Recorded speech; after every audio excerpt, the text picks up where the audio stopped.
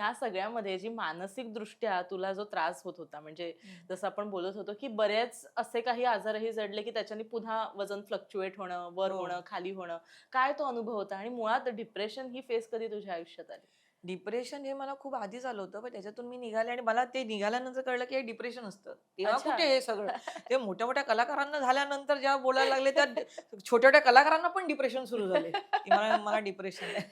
असं काही नसतं. ते डिप्रेशन म्हणजे काय टेन्शन आणि मग ते झोप न लागणं हे ते वगैरे ते असतं. तर त्याला ना खूप मला असं वाटतं, की खूप त्याला चढ-चढ चढवलाय. त्या हं. टेन्शनला आणि डिप्रेशन हे नाव दिलंय. मग गोळ्या घ्याव्याच लागतात. मग सायकियाट्रिस्टकडे जावंच लागतं. हे ते कशाला?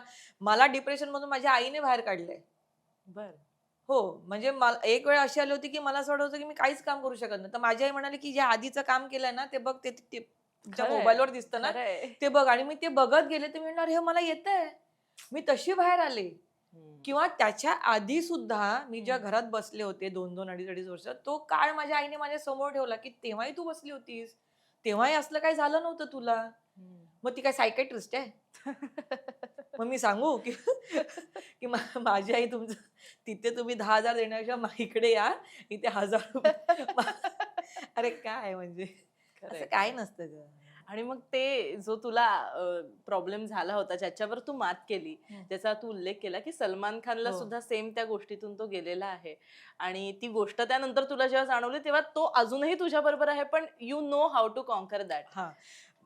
मला असा आजार झाला होता ना 2019ला आधी मला वाटलं होतं की दाताचा प्रॉब्लेम आहे. हां. म्हणजे ना करंट बसायचा करंट.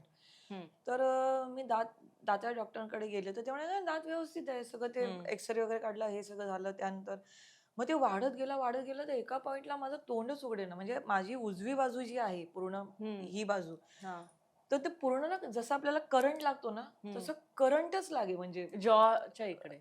हा पूर्ण म्हणजे होय. अगदी हे इथून ॲक्चुअली कसं असतं ना, की आपला ना अर्धा चेहरा म्हणजे अर्धा-अर्धा चेहरा असा हे असतो. इथे पॉइंट असतात त्या नसचे. हं, इथे आणि इथे. तर तिथून ना 3 शाखा निघालेल्या असतात. एक इथे, इथे हं, आणि मग इथे.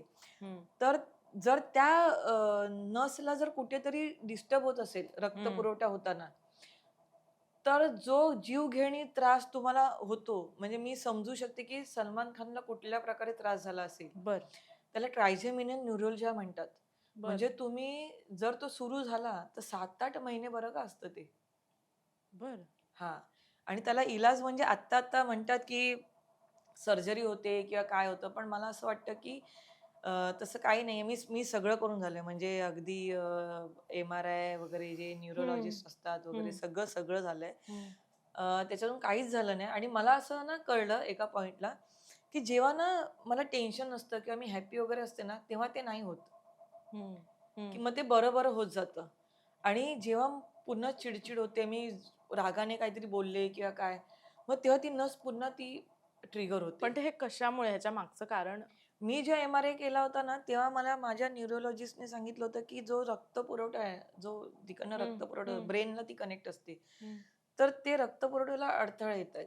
बरं. हां, त्याच्यामुळे त्याच्यामुळे. तो आता ते सलमान खानने तिथे जाऊन सर्जरी केली असणार, तर तेच झालं असणार, की ते जो अडथळा असतो ना, ते ती ते लोकं हे ब्लॉकेज करतात. काढलं असावं. काढलं हं, असेल किंवा काहीतरी केलं असेल. हं, हं, हं, पण इथे तरी अजून भारतात आहे की नाही मला माहीत नाही आणि आता होतेय ती सर्जरी असं मला म्हणजे ऐकलंय मी.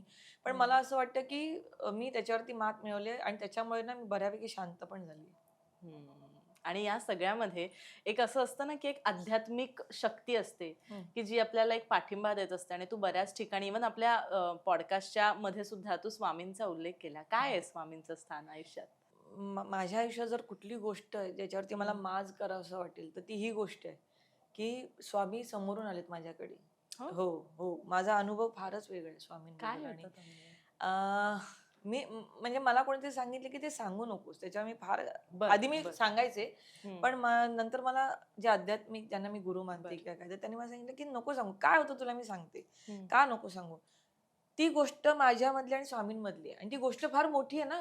हां. स्वामी समर्थ म्हणजे ती मी का माझ्या आईबद्दल किंवा माझ्या आईबद्दल पण कोणी बोललं तर मला सहन होणार नाही. तर ते बरोबर माझे आहे. गुरुमाऊली आहेत.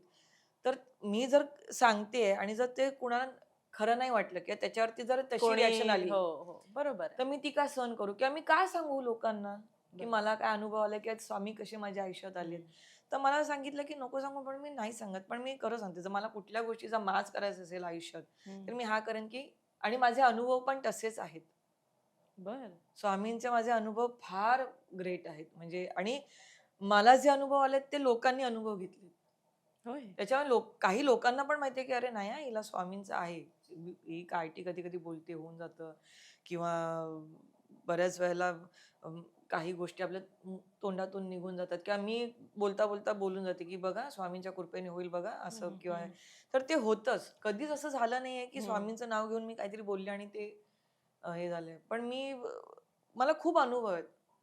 आणि असं मी ठरवून काही स्वामींचं नाव वगैरे घेत नाही. जिथे मला खूप असं आतून वाटतं ना, की हे होण्यासारखं आहे. म्हणजे आत्ता मी सांगते, आमच्या शेजारचा पोरगा हम्म, 10वी ला होता. तर तो अजून परीक्षा पण सुरू झाली नव्हती. तर मी म्हणते, की 85% हां, तुला 85% लक्षात ठेव 85%. त्याची आई म्हणाली, "पास झाला ना आमच्यासाठी खूप आहे." मेसेज येतात ना. हो, हो, त्याच्या वडिलांना तो गावी गेला. हो. त्याच्या वडिलांना मेसेज आला. ते पहिले माझ्याकडे आले, माझ्या आईकडे. 85% मिळाले. काय बोलते? करेक्ट 85%.